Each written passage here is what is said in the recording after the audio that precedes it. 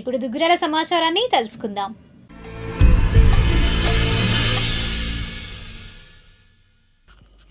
చిత్తూరు జిల్లా వీకోట ఆంధ్రజ్యోతి విలేకరి హత్యను ఖండిస్తూ నిందితులపై కఠిన చర్యలు తీసుకోవాలని కోరుతూ గురువారం దుగ్గిరాల జర్నలిస్టు తహసీల్దార్ కార్యాలయంలో ఆర్ఈ మల్లేశ్వరికి వినతి పత్రాన్ని అందజేశారు. ముఖ్యంగా విలేకరి జగన్మోహన్ రెడ్డిని హతమార్చిన నిందితులను ఖచ్చితంగా శిక్షించాలని, భవిష్యత్తులో ఇటువంటివి జరగకుండా తగు చర్యలు తీసుకోవాలన్నారు.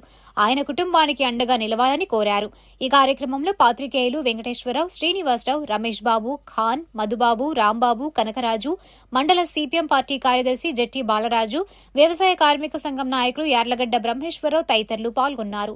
ఈ సందర్భంగా బాలరాజు, కనకరాజు మాట్లాడారు. వయా మీడియాగా పనిచేస్తున్నటువంటి ప్రజాస్వామ్య పద్ధతిలో ఈ సమాజంలో పనిచేస్తున్నటువంటి జర్నలిస్టులను హత్య చేయటం చాలా దుర్మార్గమైన విషయం. అందుకని ఈరోజు చిత్తూరు జిల్లా మండలం జగన్ ఖండిస్తూ తీవ్రంగా ఎంఆర్ఓ ఆఫీసులో ఆర్ఐ గారికి రిప్రజెంటేషన్ ఇవ్వడం జరిగింది.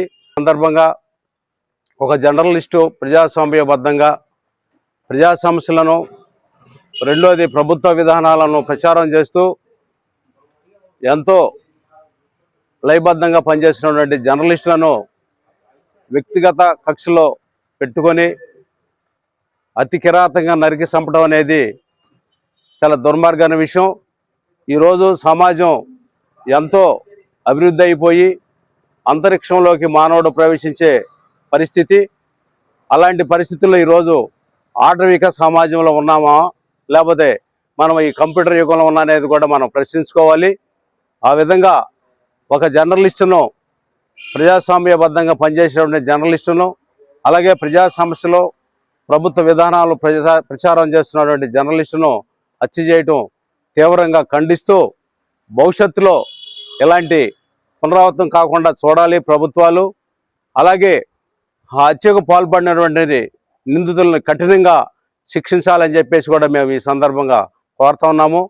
పునరావృతం కాకుండా చేయాలని చెప్పేసి ప్రభుత్వాన్ని కూడా కోరుతా ఉన్నాం. వీకోట మండలంలో ఆంధ్రజ్యోతి విలేకరి కె జగన్మోహన్ రెడ్డి గారిని అతి పాశవికంగా గంధం చెట్ల మీద వ్యతిరేకంగా వార్తలు రాస్తున్నారనే నెపంతో ప్రజాస్వామ్యంలో ఆటవికంగా ఇటువంటి దారుణ హత్యకు గురి కావటం శోచనీయం. ఈ హత్యని దుగ్గిరాల మీడియా ప్రతినిధులు అందరూ కూడాను తీవ్రంగా ఖండిస్తున్నాము.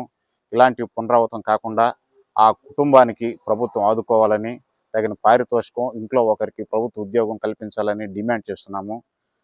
ప్రభుత్వానికి ప్రజలకి మధ్య వారధిగా పనిచేసేటువంటి విలేకరులని ఇలా కక్ష పెంచుకోకూడదు. ఏదైనా శాంతియుతంగా లేదా ప్రజాస్వామ్యబద్ధంగా చట్టబద్ధంగా ఎదుర్కోవాలి, కానీ దాడులకి, హత్యలకి పాల్పడటం అనేది సబబు కాదని ప్రజలకి మనవించుకుంటున్నాం.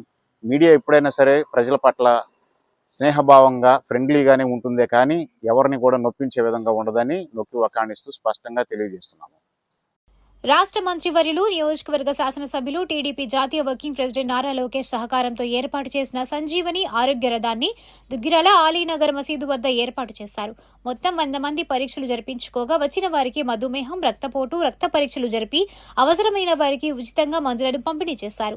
ఉదయం నుంచి సాయంత్రం వరకు శిబిరాన్ని కొనసాగించారు. ఈ కార్యక్రమంలో సంజీవని రథం ఇంట బొజ్జ బాలు యాదవ్, పీఎస్సీఎస్ డైరెక్టర్ పఠాన్ జున్ను ఖాన్, పార్టీ నాయకులు పాల్గొన్నారు. ఈ సందర్భంగా నారా లోకేష్ కు కృతజ్ఞతలు తెలియజేశారు.